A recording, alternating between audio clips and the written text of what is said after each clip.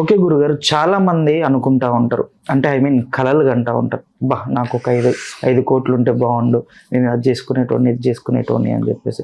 ఇంకా చాలా మంది అనుకుంటా ఉంటారు, రోడ్డు మీద వెళ్తా ఉంటే నాకు ఒక 10 లక్షలు దొరికితే బాగుండు అని చెప్పేసి. అలా ఉన్న పలంగా డబ్బులు రావాలంటే ఏం చేయాలి గురుగారు? ఉన్న పలంగా ఇన్స్టెంట్ మనీ రావాలి అని అంటే ఇట్స్ హైలీ ఇంపాసిబుల్. వేద శాస్త్రాలను తిరగ రాసినా కూడా కాదు. ఎందుకో రీజన్ చెప్తాను. చెప్పండి. ఇన్స్టెంట్ మనీ మీద ఆధారపడ్డవాడు లాస్ అవుతాడు తప్ప వృద్ధి అవ్వడు. కానీ అదృష్టం భరిస్తుంది. ఇన్స్టెంట్ మనీ ఏదో ఒక సందర్భంలో లాటరీ అనేటువంటిది ఒకటి ఉంటుంది చూసారా, ఆ లక్ష్మీదేవి అనుగ్రహం మనకు వచ్చినప్పుడు మాత్రం ఖచ్చితంగా అవుతుంది. ఇది చెప్పే ముందు కొన్ని అందరికీ జరిగే కొన్ని విషయాలు చెప్తాను. అండ్ ఇప్పుడు లాటరీతో పాటు ఇప్పుడు జూదాలు కూడా అది ఇన్స్టెంట్ మనీ. ఇన్స్టెంట్ మనీ అక్కడ కూడా లక్ష్మీదేవి అనుగ్రహం ఉంటుంది అంటారు. కొంతమందికి హస్తవాడి పట్టి. ఇప్పుడు అదే చెప్తున్నా, కొంతమంది ఏంటి అని అంటే ఈ థర్డ్ పార్టీ పర్సన్ కింద అదేంటి షేర్ మార్కెట్స్ అవి ఇవి పెడుతున్నారు. వీళ్ళు 5,000 పెట్టగానే 15,000 ఇస్తున్నారు. వాడు 15,000 ఇచ్చిండు కదా అని వీడేం చేశాడు, ఆతృతకు 30,000 పెట్టాడు. 30,000కు 60,000 ఇచ్చాడు వాడు. 60,000 మళ్ళీ పెట్టాడు. 60,000కు 1,20,000 ఇచ్చాడు. వీడు ఏం చేశాడు, 1,20,000 వచ్చింది కదా అని కొంతమంది 10, 15, 30, 50 లక్షలు తీసుకుపోయి అందులో పెట్టాడు. అవి అట్టే పోయినాయి, ఇంతవరకు తిరిగి రాల. ఇది ఇన్స్టెంట్ మనీ. ఇది ఆశ కిందికి ఉంటుంది గారు. ఆశ అయినా ఇన్స్టెంట్ మనీయే కదండి. ఆశ అయినా అది ఇన్స్టెంట్ మనీ. ఇప్పుడు ఇందాక మీరు అన్నారు ఒక 5 కోట్లు దొరికితే బాగుండు, అది కూడా ఎవరికైనా ఆశనే కదా.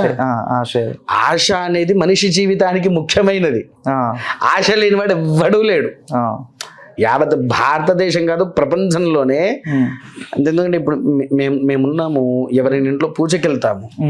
పూజ వెళ్ళిన దగ్గర తను ఏం చేస్తాడు, ఒక 10,000 తీసుకువచ్చి మాకు దక్షిణ పెట్టి దండం పెడతాడు. ఇంత పూజ చేసినందుకు 10,000 ఇచ్చాడా, ఇంకో 10,000 ఇస్తే బాగుండే ఆలోచన అది. కానీ బయటికి అనలేము, అంటే ఆశ. అవునా? సో ఇక్కడ ఈ ఆశ వల్ల ఈ ఇన్స్టెంట్ గా ఒకేసారి రావాలి, వృద్ధి కావాలి అని అనుకుంటే ఆ రూపాయి ఉన్నది పోతుంది, ఉంచుకున్నది పోతుంది అనేటువంటి సామెత అండి. అదే నిజంగా ధర్మంగా నీ రక్తంతో నువ్వు చెమటతో కష్టపడి సంపాదించుకునే డబ్బు శాశ్వతంగా నీ దగ్గర ఎంత వాల్యూ ఇప్పిస్తుంది అని అంటే అంత వాల్యూ ఇప్పిస్తుంది. ఈ విషయం అవునంటారా కాదంటారా? అవును. ఇప్పుడు నేను చూశాను, ఇప్పుడు మనకి జూదంలో వచ్చిన డబ్బు పోతే అంత బాధ అనిపించదు. అదే కష్టపడ్డ డబ్బు 2 రూపాయలు పోయినా చాలా బాధేస్తుంది అసలు. ఎందుకంటే కొంతమంది ఎంతో కష్టపడి జేబుల్లో పెట్టుకొని వెళ్తారు. అనుకోకుండా అవి జారి పడిపోతే వాడు దానికోసం ఒక వారం రోజులు బాధపడతాడు. అవును. అది గుర్తుకొచ్చినప్పుడల్లా వాడికి బాధనే. అది ఒక రోజు కష్టం అని అంటే చూడండి, అది కష్టార్జితం.